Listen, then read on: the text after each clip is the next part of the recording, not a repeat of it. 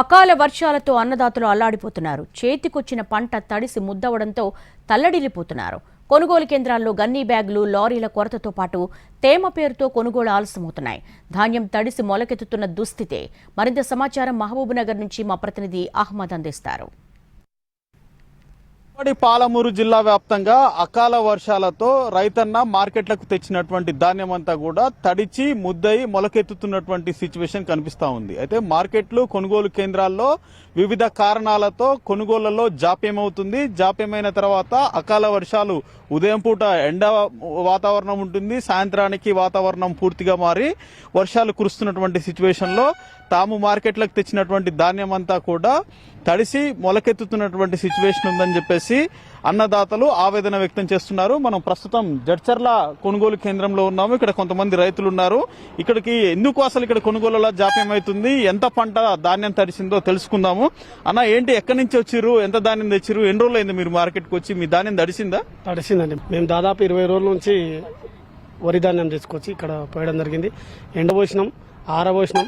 అంటే మరి 20 రోజుల నుంచి ఎందుకు కొనుగోలు కాలేదు? మరి ఎన్నిసార్లు తడిసింది, ఎన్నిసార్లు ఆరబెట్టారు? ఇప్పటికి 4 సార్లు తడిసింది, 4 సార్లు ఆరబోసినాం. మళ్ళీ ఇటు తీసి అటు పోయడం, అటు తీసి ఇటు పోయడం, ఇదే జరుగుతున్నది.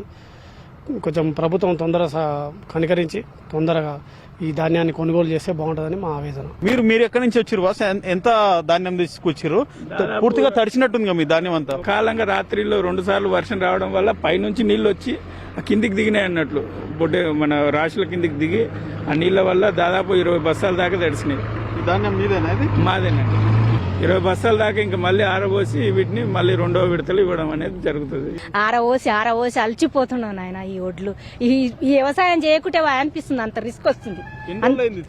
15 దినాలు వెళ్ళిపోయి యాష్టకు వచ్చిపోతుంది. నా కొడుకుని తిడుతున్నా, నేను ఈ వ్యవసాయం చేయకరా అని తిడుతున్నా. ఏం చేస్తున్నా, వశం అయితలేదు మాకు. ఎంతకో అంత కొనుక్కున్నా అక్కడ వదిలిపోదాం అనుకుంటున్నాం.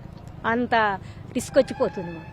ఏం చేయాలి చెప్పమని చేతన అయితలేదు. ఏం చెప్తున్నారు మరి అధికారులను అడిగినప్పుడు? వాళ్ళు ఏం చెప్తున్నారు? ఇంకా ఎండాలే, ఇక్కడ తీసిపోయినరి, అక్కడ తీసిపోయినరి, తూరు పట్టుండ్రి, ఇవే విషయాలు చెప్తున్నారు. వాళ్ళు చెప్పినవి ఏం చేస్తున్నాం? ఇంకేం చేస్తున్నాం? చేతనైన కాడికి చేస్తున్నాం. 10 సార్లు తిప్పుతున్నాం, పోస్తున్నాం, ఇక్కడ వస్తున్నాం, నీళ్ళకి వెళ్ళి దిగిపోతున్నాం. కొట్టుకపోతున్నాయి, పోయినాయి పోతున్నాం.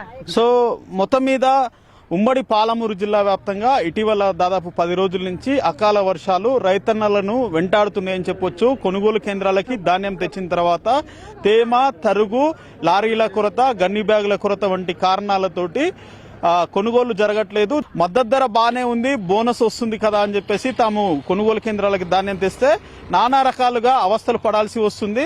ఒక పక్క ధాన్యం కొట్టుకుపోయినటువంటి సందర్భాలు కూడా మార్కెట్ యార్డులు, కొనుగోలు కేంద్రాల్లో చోటు చేసుకున్నాయని చెప్పేసి రైతన్న ఆవేదన వ్యక్తం చేస్తున్నాడు. వీడియో సందీప్తో హైమాద్, ఎన్టీవీ, జడ్చర్ల నుంచి.